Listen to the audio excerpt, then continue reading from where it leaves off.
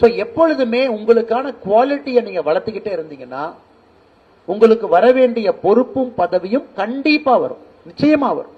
அதுக்காக நீங்க எங்கேயும் போய் நிக்க வேண்டாம் அவசியம் இல்லையா. செல்போனை பாத்தீங்கன்னா நூற்றுக்கணக்கான மெசேஜ் வந்து ஏதாவது ஒரு சின்ன சின்ன விஷயங்களா தான் இருக்கும். அண்ணே பதவி, அண்ணே இப்படி, அண்ணே அப்படி, நான் உங்களை வந்து பார்க்கல, நான் உங்களுக்கு மாலை போடல, நீ தப்பா நினைச்சுக்கிட்டீங்களா, நீங்க போகும்போது என் கண்ணை பார்த்து பேசலையே, என்னை பார்த்து சிரிக்கலையாண்ணா, நீங்க கோபமா போனீங்கன்னா தப்பு பண்ணிட்டேன் நான்.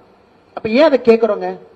நமக்கு நம்ம மேல நம்பிக்கை இல்லாதனால யாரோ ஒருத்தர் மேல நம்ம டிபெண்ட் பண்ண ஆரம்பிக்கிறோம்.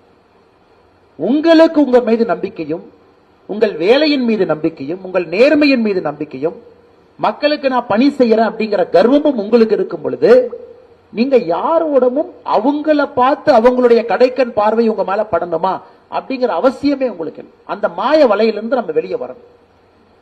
So first you should be leaders of your own might. நீங்க அப்படி இருக்கணும்.